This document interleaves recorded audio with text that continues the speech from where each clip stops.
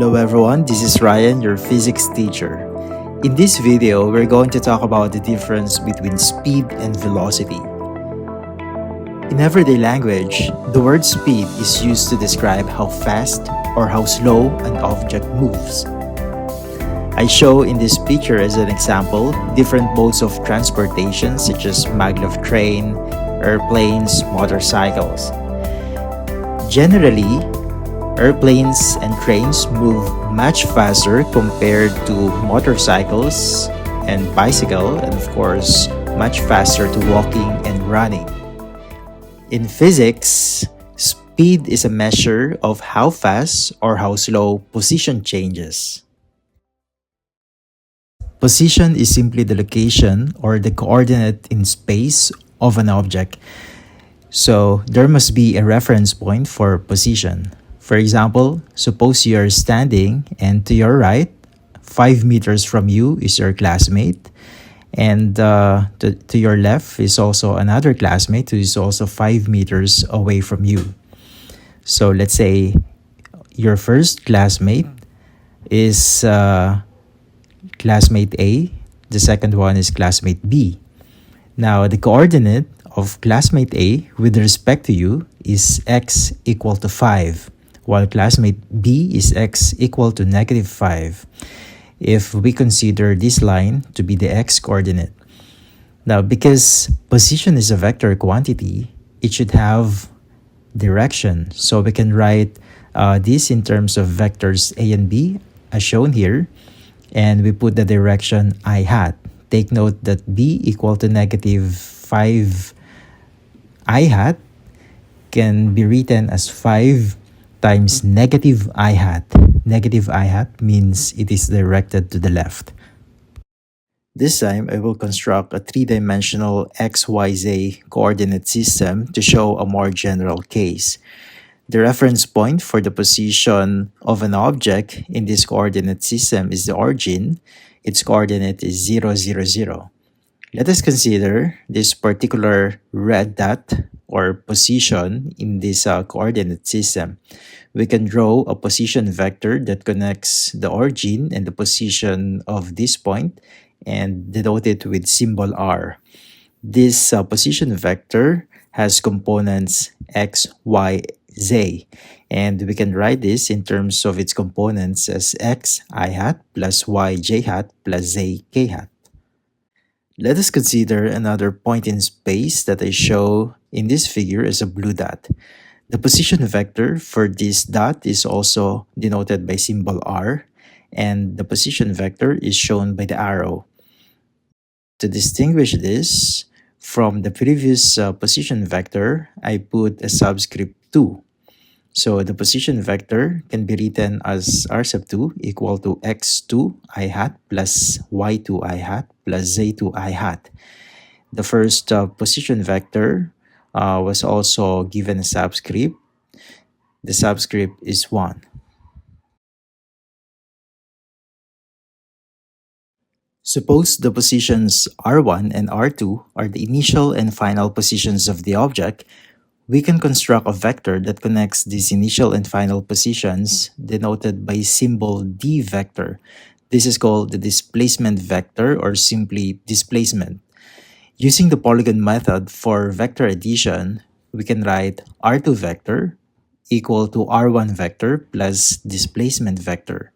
So the displacement vector is equal to r2 minus r1, or simply the displacement vector is equal to the final position minus the initial position. Displacement is different from distance.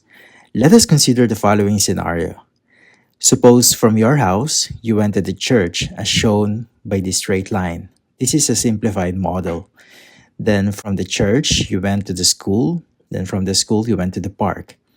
Because displacement vector only takes into consideration the initial and final positions, we can simply construct the displacement, your displacement, by connecting the position of your house and the park. On the other hand, the total path that you have taken is actually the sum of d1, d2, and d3. This total length of the path that you have taken is what we call distance. D1 plus D2 plus D3 and so on. Because you do not care about the direction of this path, it is a scalar quantity. You simply add them. On the other hand, displacement is equal to final minus initial position.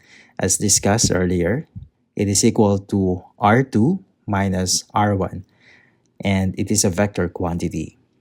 Generally, distance is greater than the magnitude of the displacement. They could also be equal when there's only one path taken. How fast or how slow an object covers a distance or its position change is described by speed or velocity. These terms are used interchangeably, but there's a difference between the two. While both of them are time rate of change of position, speed is the ratio of distance and time interval, while velocity is the ratio of displacement and time interval. Speed is a scalar quantity, while velocity is a vector quantity. We will see clearly the difference between these two terms in the following example. Suppose it was a sunny day and you decided to run. Your initial position is shown in this diagram and labeled as 0. So this is the reference point or the initial position. After 1 second, you are at the 5-meter mark. After 2 seconds, you cover the distance of 10 meters. After 3 seconds, you are at the 15-meter mark. From this point, you decided to run back to your initial position. Let us compute your speed and velocity for the different time intervals. From 0 second to 1 second, speed is equal to distance over time interval. The distance that you have traveled is 5 meters. Time interval is 1 second minus 0 seconds, so the answer is 5 meters per second. For time intervals 1 second to 2 seconds, also for 2 seconds to 3 seconds, the solution is the same, so the speed is equal to 5 meters per second. For 3 seconds to 4 seconds, you do not care about the direction of distance because distance is a scalar quantity. So you simply write 5 meters for the distance traveled. The time interval is still 1 second. For time intervals 4 seconds to 5 seconds, the situation is the same as well as 5 seconds to 6 seconds. So the speed is still 5 meters per second. So you have seen that whether you are running to the right or to the left, the speed is still 5 meters per second. Let us now compute your velocity for every time interval. For time interval 0 second to 1 second, the final position is at 5 meters while the initial position is at 0 meter. So in the numerator for velocity, we write 5 meters minus 0 meter. The denominator is 1 second minus 0 second. So the answer is 5 meters per second. For time intervals 1 second to 2 seconds, the solution is the same. 10 meters minus 5 meters divided by 2 seconds minus 1 second, the answer is 5 meters per second. For 2 seconds to 3 seconds, the answer is 5 meters per second. Here's the interesting part. For the time interval 3 seconds to 4 seconds, the final position is at 10 meters while the initial position is 15 meters. So in the numerator, we write 10 meters minus 15 meters. For the denominator, it's 4 seconds minus 3 seconds. The answer is negative 5 meters per second. For 4 seconds to 5 seconds, we do the same thing, and you will find negative 5 meters per second. That is also true for time interval 5 seconds to 6 seconds. Here we see that we have two possible signs for velocity. Velocity can be 5 meters per second or negative 5 meters per second. Positive 5 meters per second means that the velocity is directed to the right. On the other hand, a negative value means that it is directed to the left. We can write this in vector form as nu vector equal to 5 meters per second. The direction is I hat.